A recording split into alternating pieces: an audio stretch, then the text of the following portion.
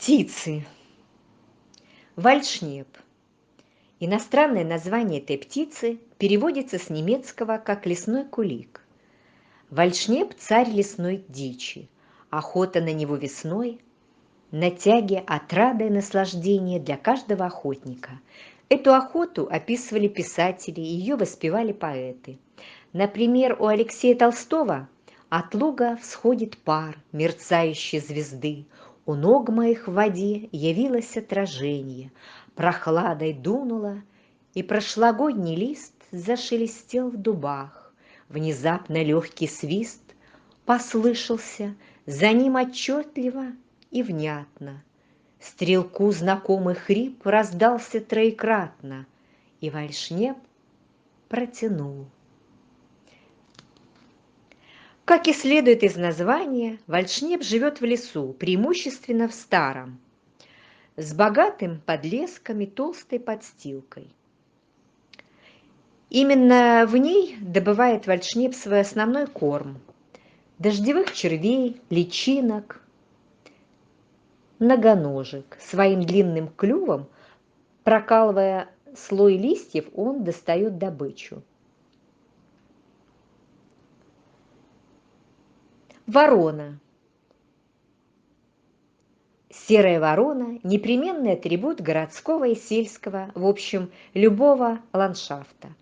Она есть везде, где живет человек.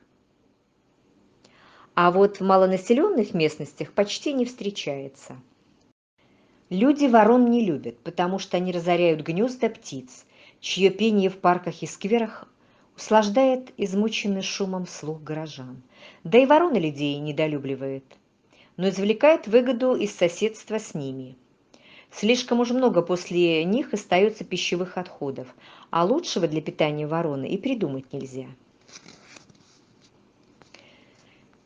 Среди птиц ворона занимает одно из первых мест по уровню развития высшей нервной системы.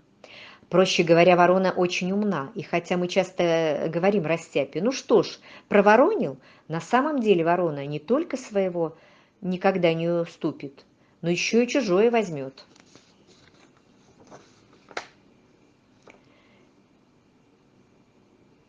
Хочу сегодня развенчать еще одно распространенное заблуждение.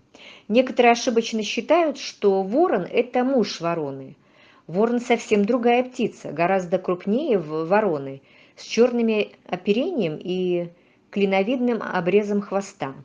Ворон питается падалью, а также ловит грызунов, чем приносит несомненную пользу.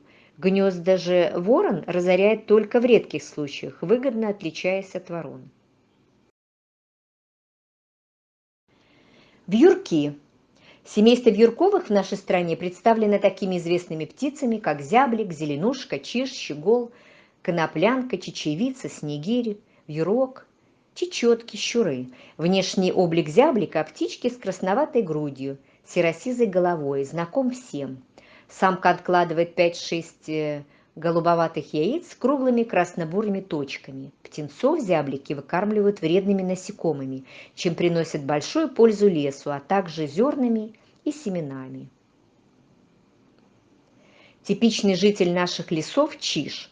Осенью часть этих птиц остается зимовать дома, часть предпочитает улетать в теплые края. Основной корм чижа – семена ольхи, березы и ели, поэтому гнезда он предпочитает вить в ельниках и сосняках.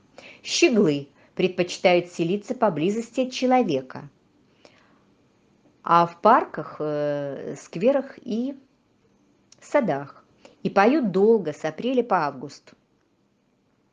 Все эти нарядные птицы настоящий праздник доставляют для глаз, и устраивают они зимой, когда очень все уныло, и торчащие из снега стебли репейника, чертополоха, конского щавеля и других сорняков семена, которыми они и питаются.